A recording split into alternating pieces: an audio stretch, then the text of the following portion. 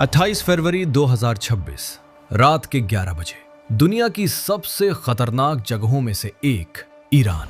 अचानक आसमान में धमाकों की आवाजें गूंजने लगी। अमेरिका और इजराइल की सेनाओं ने मिलकर ईरान पर हमला कर दिया। इस हमले का नाम था ऑपरेशन एपिक फ्यूरी। अगले 72 घंटों में जो हुआ उसने पूरी दुनिया को हिला दिया। और सबसे ज्यादा डर किसे लगना चाहिए था? हम भारतीयों को, क्योंकि इस जंग ने एक ऐसी चीज बंद कर दी थी जिसके बिना हमारे 140 करोड़ लोगों का देश सिर्फ 10 दिनों में घुटनों पर आ सकता था। वो चीज थी स्ट्रेट ऑफ होर्मुज, एक समुद्री रास्ता सिर्फ 34 किलोमीटर चौड़ा, और उसी रास्ते से आता था भारत का 90% कुकिंग गैस। मतलब साफ था, अगर ये रास्ता बंद हुआ तो करोड़ों घरों में चूल्हा बंद। क्या आप जानते हैं कि उस वक्त भारत सरकार के पास सिर्फ 9 दिन का तेल बचा था? क्या आप जानना चाहते हैं कि कैसे हमारी सरकार ने उन 9 दिनों को 6 महीने में बदल दिया? कैसे एक साधारण भारतीय परिवार ने इस संकट में अपने आप को बचाया?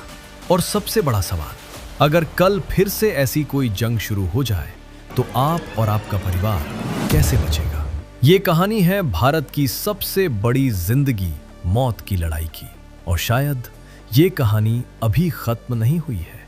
इस कहानी की शुरुआत होती है 27 फरवरी 2026 से। उस दिन सब कुछ बिल्कुल सामान्य था। शेयर मार्केट में तेजी थी, लोग अपनी नौकरियों में लगे थे। किसी को नहीं पता था कि अगले 24 घंटों में सब कुछ बदल जाएगा। उस दिन भारत की तिजोरी यानी हमारे फॉरेक्स रिजर्व्स 728 करोड़ डॉलर के रिकॉर्ड लेवल पर थे। प्राइम मिनिस्टर नरेंद्र मोदी की सरकार गर्व से कहती थी कि भारत अब आत्मनिर्भर बन रहा है। लेकिन एक बहुत बड़ी कमजोरी थी जो किसी को दिख नहीं रही थी। भारत अपनी जरूरत का 88.6% तेल बाहर के देशों से मंगाता था। ये तेल आता कहां से? मिडिल ईस्ट से, यानी गल्फ के देशों से। सुनिए ध्यान से, तेल तो फिर भी ठीक था, असली खतरा था कुकिंग गैस में। हर घर में जो सिलेंडर आता है ना, वो एलपीजी कहलाता है। भारत का 90% एलपीजी सिर्फ एक रास्ते से आता था, स्ट्रेट ऑफ होर्मुज। ये एक समुद्र का छोटा सा रास्ता है जो ईरान और यूएई के बीच से गुजरता है। समझो ऐसे, मान लो आपके घर में पानी की सप्लाई सिर्फ एक ही पाइप से आती है, और अगर कोई उस पाइप को काट दे तो आपके घर में पानी बंद। बस यही हाल था भारत का, और ये पाइप काट देने वाला कोई और नहीं, ईरान था। 28 फरवरी को जब अमेरिका और इजराइल ने ईरान के सुप्रीम लीडर खामेनी को मारने के लिए हमला किया तो ईरान पागल हो गया। अगले ही दिन 1 मार्च को ईरान ने सैकड़ों मिसाइल्स और ड्रोन्स छोड़ दिए। टारगेट थे दुबई एयरपोर्ट, सऊदी अरेबिया के ऑयल वेल्स, और सबसे खतरनाक बात, स्ट्रेट ऑफ होर्मुज को बंद करने का ऐलान। ईरान ने कहा, अब कोई भी जहाज यहां से गुजरेगा तो उसे हमें चाइनीज करेंसी में पैसा देना होगा, वरना हम जहाज डुबो देंगे। अमेरिका ने कहा, हम किसी को टोल नहीं देने देंगे, और बस दुनिया का सबसे जरूरी रास्ता बंद हो गया। उस रात दिल्ली के साउथ ब्लॉक में, जहां भारत सरकार के सबसे बड़े अफसर बैठते हैं, एक इमरजेंसी मीटिंग बुलाई गई। कमरे में मौजूद थे prime minister Narendra Modi, external affairs minister S Jaishankar और आरबीआई के नए गवर्नर संजय मल्होत्रा। मीटिंग में सबसे पहला सवाल था, हमारे पास कितना तेल बचा है? जवाब आया, स्ट्रेटेजिक पेट्रोलियम रिजर्व में सिर्फ 3.37 मिलियन मेट्रिक टन तेल है। मोदी ने पूछा, ये कितने दिनों के लिए काफी है? कमरे में सन्नाटा छा गया। सिर्फ 9 दिन, और फिर एक दिन, सिर्फ एक दिन। और मोदी को वो देख लेना पड़ा जो किसी भी नेता का सबसे बड़ा डर होता है। 10 मार्च 2026 दिल्ली के हर इलाके में, करोल बाग से लेकर द्वारका तक, गैस सिलेंडर की दुकानों के बाहर लंबी लंबी लाइनें लग गईं। लोग डर गए थे। व्हाट्सएप पर मैसेजेस घूम रहे थे, सिलेंडर्स खत्म हो रहे हैं, जितने हो सके ले लो। मोदी ने उसी दिन एक फैसला लिया जो आजाद भारत के इतिहास में शायद ही कभी लिया गया था। उन्होंने इसेंशियल कमोडिटीज एक्ट लागू कर दिया। ये एक्ट क्या होता है? समझो ऐसे, मान लो आपके घर में 10 लोग हैं और खाना सिर्फ 5 दिन का बचा है। अब आप क्या करोगे? आप तय करोगे कि सबसे पहले बच्चों को खाना, फिर बुजुर्गों को, और बाकी सबको थोड़ा थोड़ा। बस यही किया सरकार ने। 18 मार्च को एक नया कानून आया, petroleum and natural gas order 2026। इस कानून ने तय किया प्रायोरिटी 1 घरों में कुकिंग गैस और पब्लिक ट्रांसपोर्ट के लिए CNG, इनको पूरा गैस मिलेगा। प्रायोरिटी 2 खेती के लिए खाद बनाने वाली फैक्ट्रियां, इनको 70% मिलेगा। प्रायोरिटी 3 चाय बनाने वाली फैक्ट्रियां और छोटी छोटी फैक्ट्रियां, इनको 80% मिलेगा।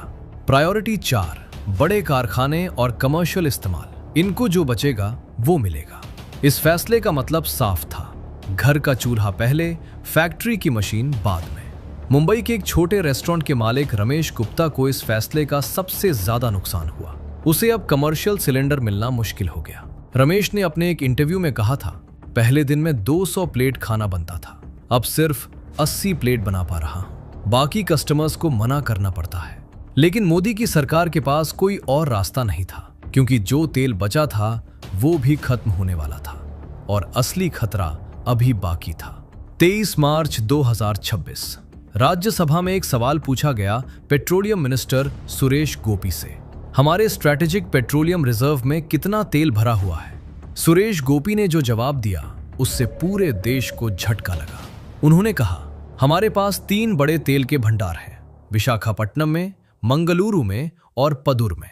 इनकी कुल कैपेसिटी है 5.33 मिलियन टन की, लेकिन अभी ये सिर्फ 64% भरे हुए हैं। सीधी बात, मोदी ने जो पब्लिक को 5.33 मिलियन टन का भरोसा दिया था, असल में सिर्फ 3.37 मिलियन टन ही था, और ये सिर्फ 9 दिन के लिए काफी था। देश में हड़कंप मच गया।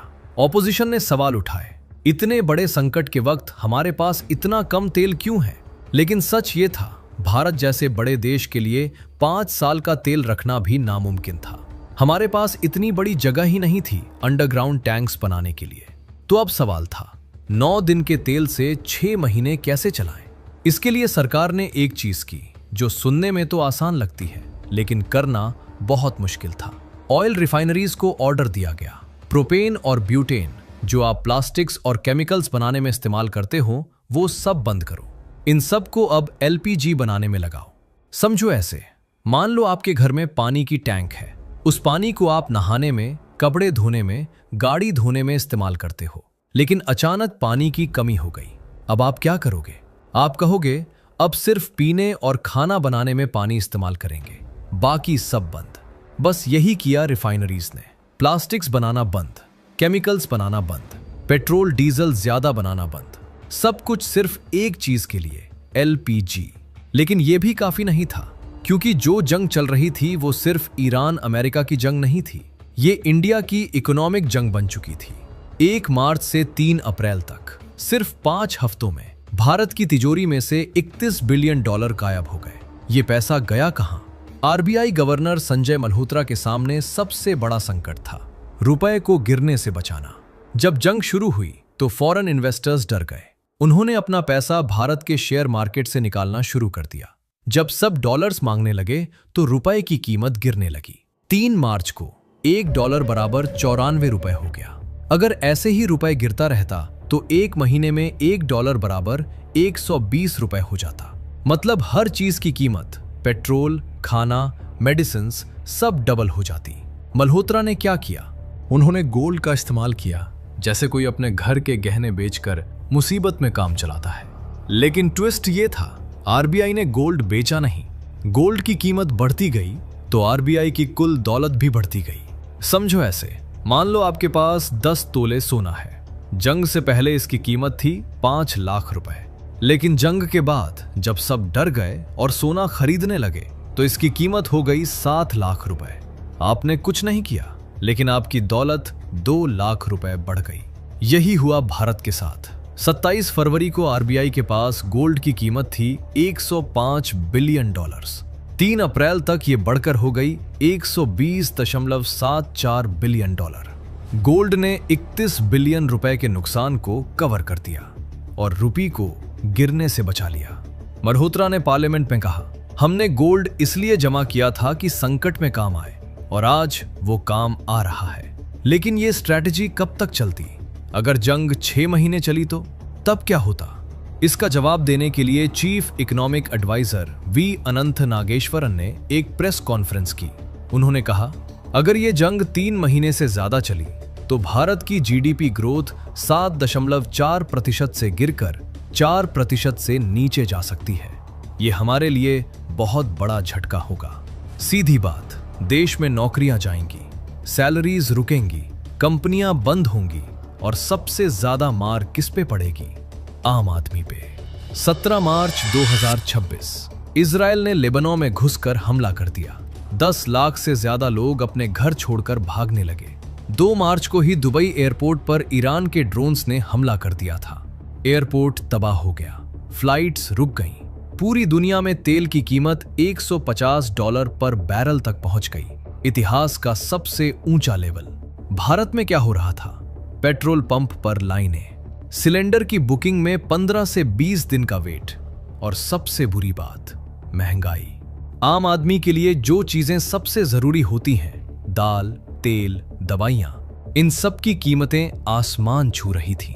एक चार्टर्ड अकाउंटेंट नितिन कौशिक ने अपने YouTube चैनल पर एक वीडियो डाली जो वायरल हो गई। उन्होंने कहा, दोस्तों, हम सब अमीर बनने के सपने देख रहे हैं, शेयर मार्केट में पैसा लगा रहे हैं, लेकिन हम भूल रहे हैं कि हमारी नींव कमजोर है। अगर कल युद्ध या महामारी आ जाए तो आपके पास कम से कम 6 महीने का खर्चा इमरजेंसी फंड में होना चाहिए। मतलब अगर आपके घर का महीने का खर्चा 30,000 रुपए है तो आपके पास 1.8 लाख रुपए कैश या गोल्ड में होने चाहिए। और सिर्फ बैंक में नहीं, 10% फिजिकल कैश भी रखो, क्योंकि अगर इंटरनेट या एटीएम बंद हो गए तो। नितिन की बात लोगों को समझ आई, लेकिन तब तक बहुत देर हो चुकी थी। गरीब लोगों के लिए हालात और भी बुरे थे। गवर्नमेंट ने जो डेटा दिया उसमें पता चला, सबसे गरीब 5% लोगों को 6.4% महंगाई का सामना करना पड़ रहा था, जबकि अमीर लोगों को सिर्फ 4.7%। क्योंकि गरीबों को सब्सिडी वाला अनाज तो मिल रहा था, लेकिन दाल, तेल, सब्जी ये सब महंगे हो गए थे और इनमें सब्सिडी नहीं थी। मुंबई में एक मजदूर ने अपनी कहानी बताई। पहले महीने का 15,000 रुपए में काम चल जाता था, अब 20,000 रुपए में भी मुश्किल हो रही है। सिलेंडर 2,200 रुपए का हो गया, दाल 150 रुपए प्रति किलोग्राम हो गई। अब तो डर लगता है कि कल क्या होगा। लेकिन फिर 7 से 8 अप्रैल को कुछ अनोखा हुआ। पाकिस्तान ने इस्लामाबाद में एक मीटिंग बुलाई। अमेरिका, ईरान, इजराइल सबको बुलाया और सरप्राइजिंगली 2 हफ्ते का सीज फायर हो गया। जंग रुक गई, स्ट्रेट ऑफ होर्मुज फिर से खुल गया, एलपीजी के जहाज आने लगे। लेकिन क्या यह खत्म हो गया? नहीं, सीज फायर सिर्फ एक ब्रेक था। असली सवाल यह था, अगर कल फिर से ऐसी जंग हो तो हम कैसे बचेंगे? भारत सरकार ने कुछ बड़े फैसले लिए। फैसला 1, स्ट्रेटेजिक पेट्रोलियम रिजर्व को 100% भरने का ऑर्डर दिया। अब सिर्फ 64% नहीं, पूरा भरना है। फैसला 2, एलपीजी के लिए नए स्टोरेज टैंक्स बनाए जाएंगे ताकि 9 दिन की जगह कम से कम 30 दिन का गैस स्टोर किया जा सके। फैसला 3, डिफेंस बजट को 6.81 लाख करोड़ रुपए कर दिया गया, 9.5% की बढ़ोतरी, ताकि इंडिया की सेना किसी भी हमले का जवाब दे सके। फैसला 4, फर्टिलाइजर्स और हीलियम गैस के लिए नए सप्लायर्स ढूंढे गए, रशिया, कनाडा, मोरक्को से, ताकि सिर्फ मिडिल ईस्ट पर डिपेंड ना रहना पड़े। लेकिन सरकार के फैसले काफी नहीं थे। असली सवाल यह था, आप क्या करोगे? दोस्तों, ये कहानी सिर्फ 2026 की जंग की नहीं थी। ये कहानी थी उस डर की जो हर भारतीय के दिल में है कि अगर कल कुछ बुरा हो गया तो मेरा परिवार कैसे बचेगा। 1943 में बंगाल में अकाल पड़ा था। लाखों की तादाद में लोग भूख से मर गए थे, क्योंकि उस वक्त सरकार के पास कोई तैयारी नहीं थी।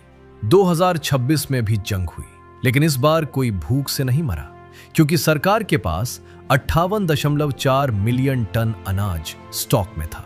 81 करोड़ लोगों को राशन मिल रहा था। यह बदलाव है, प्रोग्रेस है, लेकिन फिर भी हमें अपने आप को तैयार रखना होगा। इस कहानी से हमें 3 बड़ी सीख मिलती है। सीख नंबर 1, इमरजेंसी फंड बनाओ। कम से कम 6 महीने का खर्चा कैश, गोल्ड या फिक्स डिपॉजिट में हमेशा रखो।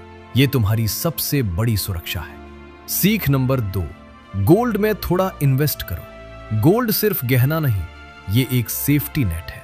जब सब गिर रहा होता है, गोल्ड की कीमत बढ़ती है। 2026 में यही हुआ। सीख नंबर 3, सब्सिडी स्कीम में रजिस्टर करो। Ration card, LPG subsidy, health scheme, ये सब गवर्नमेंट चला रही है।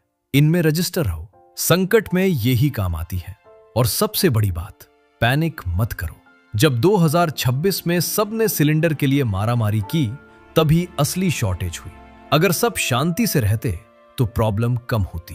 ये कहानी सिर्फ एक जंग की नहीं थी, ये कहानी थी उस ताकत की जो हर भारतीय में है, सरवाइव करने की, लड़ने की और फिर से खड़े होने की। स्ट्रेट ऑफ हॉर्मुज की वो दीवारें आज भी याद करती होंगी कि भारत को घुटनों पर लाना इतना आसान नहीं है। दोस्तों, अगर ये वीडियो आपको पसंद आया हो तो एक लाइक जरूर करो, चैनल को सब्सक्राइब करो ताकि ऐसी फाइनेंशियल और सर्वाइवल की कहानियां आप तक पहुंचती रहें। हम हर हफ्ते नई कहानी लाते हैं, स्कैम्स, रणनीतियां और आपकी जिंदगी बदलने वाली सीख। तब तक के लिए अपना पैसा संभाल के रखना, और हां, अपने घर में थोड़ा एक्स्ट्रा सिलेंडर और थोड़ा सा गोल्ड जरूर रखना, क्योंकि कल का कोई भरोसा नहीं।